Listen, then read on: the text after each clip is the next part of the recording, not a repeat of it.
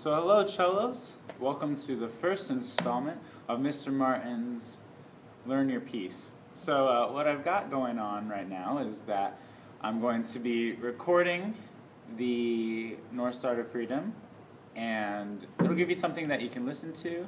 You can use it in your practice time, and you can also just get it in your ear a little bit better. I'm going to be talking a little bit about fingerings, a little bit about bow placement, and we'll work on it section by section. So I'm using this metronome right here, Miss Hagigi's metronome, and we're going to be taking the tempo at pretty close to what's written. So I'm setting my metronome to 62, and so we got the 62 going right now. And so starting from the beginning of North Star to Freedom, my first note's a C, so I'm going to tune it against my C, my open C string, and I'm playing with 2 right here, so I can get a better tone. Also, my bow is going to be a little bit more towards the fingerboard since it's pianissimo. So here we go. We're in 3, so 1, 2, 3.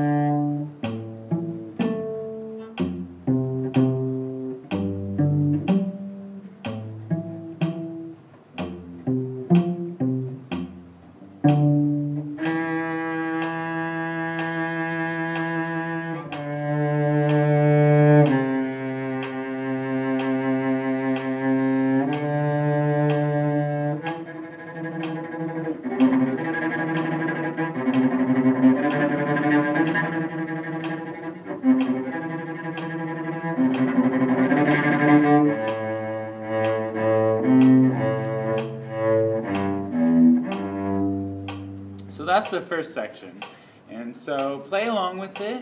You can use it to tune, and you can use it to check some of the fingerings. I've chosen to use the fingerings that are going to be keep us a little bit more in tune, and also work on different positions. It's good if you can practice the shifting. All of this can of course be played in first position, but I recommend you taking the challenge and playing in the third and fourth position as you get the chance. So the next section is starting at measure 35. We're going to take it up to speed, which is going to be 1/16 according to music. So I'm setting the metronome to 1/16. But I recommend that for your own practice, if you need to slow it down to get the notes, go ahead and do that. So I'm going to be focusing on this section from about 1/16 to 55. And then we'll go on from there. So measure 35. 3. So we're in 4 now. 1, 2, 3, 4. Oh, excuse me. That's why it's good to have a rock stop, so that your instrument doesn't start slipping everywhere. So from the beginning. So 35. 1, 2, 3, 4.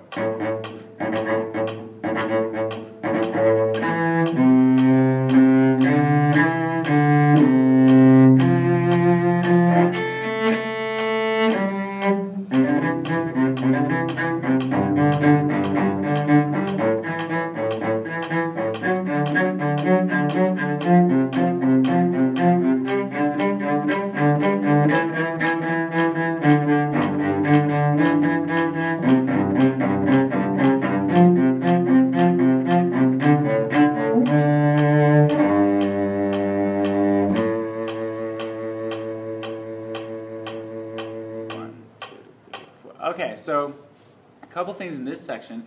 You definitely want to pay attention.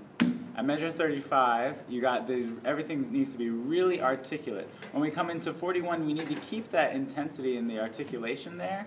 And we need to also watch out at 44. We have this. And then it goes to an F natural at 45.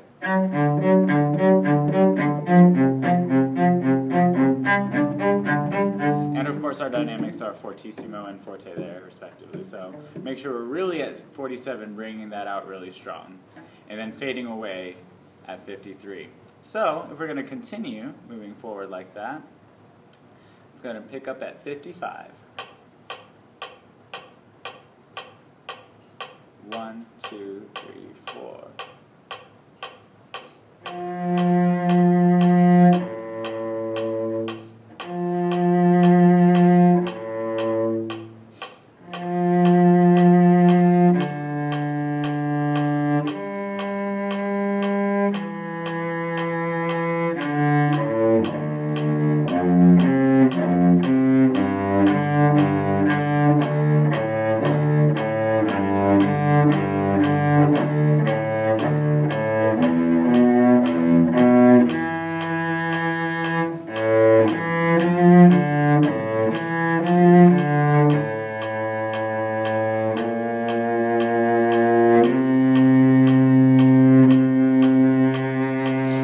So we're going to stop right there.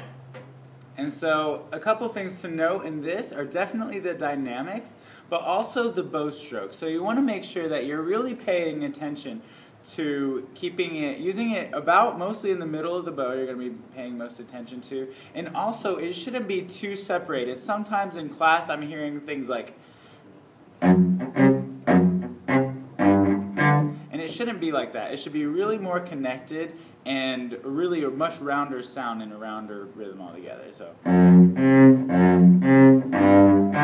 allowing yourself to sink into every note. And then of course at 70 when we have this slur thrown in here, this is really important because it makes our bowing, it kind of readjusts our bowing, gets us going the right direction. So 70, the slur, that's, if you look at 70, you got a slur and then two separated. And you don't want it to sound too different from how the other separated notes are, so we can get a good tell from 70 that that slur is going to keep us all together there as far as our tone. So I'm obviously playing the top part. Also, jumping back, make sure that at 57 you're really releasing on beat 3 after those half notes. So a lot of times when we have half notes that cut off, we'll be like 1, 2, 3, 4, 1, 2, and we don't actually cut off until like the 4th or 5th beat, and using the half note as a dotted half note, or sometimes even a whole note, but making sure we're really letting it go on the 3rd beat. 3, 4, 3, 4, etc. So just like that. So now we're going to pick up at 78. Watch it, we have a key change. And so now all of our Fs become F sharps and all of our Cs become C sharps. 1, 2, 3, 4.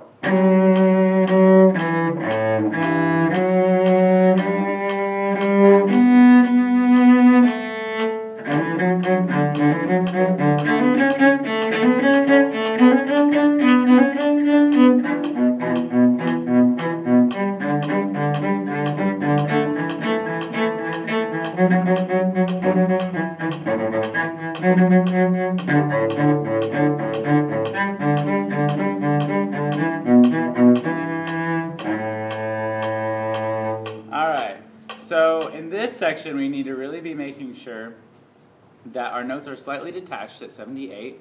Everything kind of shifts and it's a really abrasive, almost an abrasive key change there. And so we need to make sure that those notes where we have the melody are really detached. Also check out measure 81. You see that there's a lift at the end of measure 81. So we need to make sure that we're going, or else we'll be up bows. Lift.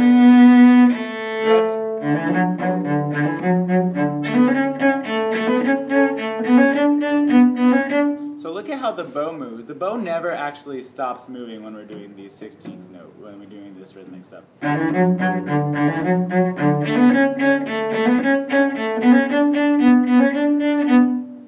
So keeping the bow moving is really important. Alright, let's do the last section, 96 to the end.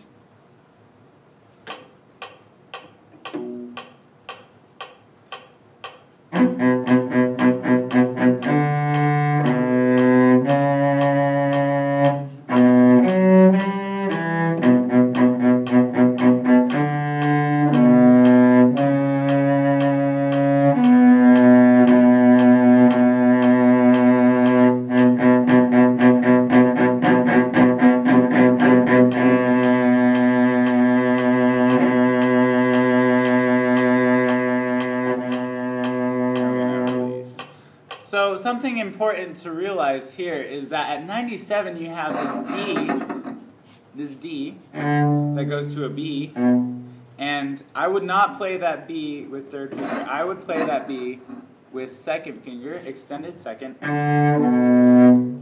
So you just have to put your fourth finger down to play that C sharp. Because if you're playing it open 3, you're going to be fumbling to try to get that C sharp in tune. But if you're shifting while you're playing the open D, shifting from, or just extending there, you'll be able to put your fourth finger down right away.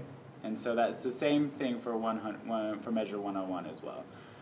So keep that in mind. Also keep in mind to watch at the end. You can use free bowing, staggered bowing, to make sure that we're getting that downbeat at the second to last measure really fortissimo, really close to the bridge, and then being ready to release. So that's it for North Star for the cello. Thanks so much for taking your time to practice, and if you're watching this video, I hope you have your instrument with you. You can feel free to play along if you'd like, use a metronome, use your music, and we look forward to seeing some good results in class. So, see you next time.